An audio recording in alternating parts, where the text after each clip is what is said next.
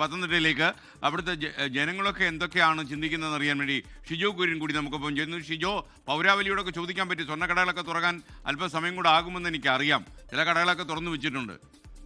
എന്തൊക്കെയാണ് വിവരങ്ങൾ? S K ഞാനിപ്പോൾ നിൽക്കുന്നത് പത്തനംതിട്ട പ്രൈവറ്റ് ബസ് സ്റ്റാൻഡിലാണ്. നമ്മളിവിടെ വന്നപ്പോൾ തന്നെ ചില ആളുകളോടൊക്കെ ഇങ്ങനെ സ്വർണ്ണത്തെക്കുറിച്ചൊക്കെ സംസാരിച്ചിരുന്നു. പക്ഷേ അവരൊന്നും അയ്യോ ഞങ്ങളൊന്നും പറയുന്നില്ലേ എന്ന് പറഞ്ഞുകൊണ്ട് ഓടി മാറുകയാണ് ചെയ്തത്. പക്ഷേ ജ്വല്ലറിയൊക്കെ തുറന്നു വരുന്നതേ ഉള്ളൂ. കുറച്ചുകൂടിയൊക്കെ കഴിയുമ്പോൾ നമുക്ക് ഈ ജ്വല്ലറിയിലൊക്കെ ചെന്ന് അവിടെ വന്ന് സ്വർണ്ണം വാങ്ങുന്ന ആളുകളിലേക്കൊക്കെ പോകാം. ചേട്ടാ, വാർത്തയെ കാണാറുണ്ടോ? കാണാറുണ്ട്. പൊക്കോ സന്തോഷം. സ്വർണ്ണത്തിന്റെ വില കൂടി അറിഞ്ഞിരുന്നു? സ്വർണത്തിന് ഇപ്പോൾ ഗ്രാമിന് എത്ര? ഒരു പവന് 1,16,600 രൂപയായി.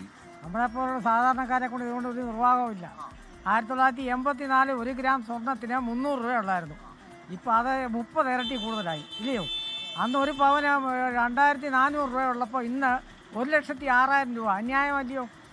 ഒരു ക്രിസ്മസ് ബമ്പർ അടിച്ചാൽ ഒരു സ്വർണ്ണം എടുക്കുമോ? ക്രിസ്മസ് ബമ്പർ അടിച്ചാൽ ഉടനെ സ്വർണ്ണം ഇപ്പം കുറേ സ്വർണ്ണം വാങ്ങിച്ചു വെച്ചാൽ ഭാവിയിൽ അത് പ്രയോജനപ്രദമാകുന്നൊരു ചിന്തയുണ്ട്.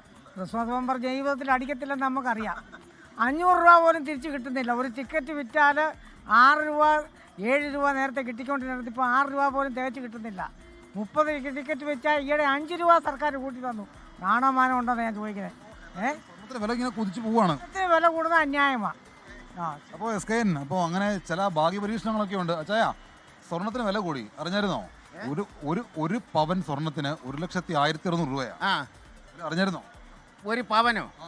അത് 1,00,000 രൂപ ആയി കഴിഞ്ഞപ്പോഴെങ്ങനെ ഒരു പവന് 1,200 രൂപ വരുന്നത്?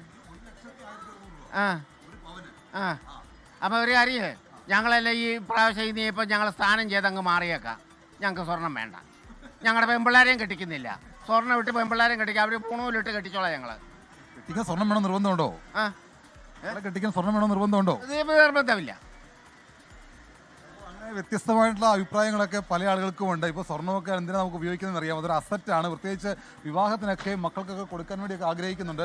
ചേച്ചിയെ, ആഭരണപ്രമം ഒക്കെ ഉണ്ടോ? ഓടിച്ചിട്ട് പിടിക്കരുത്. ഇവിടെ എങ്ങനെയാ അങ്ങനെ ചോദിക്കട്ടെ.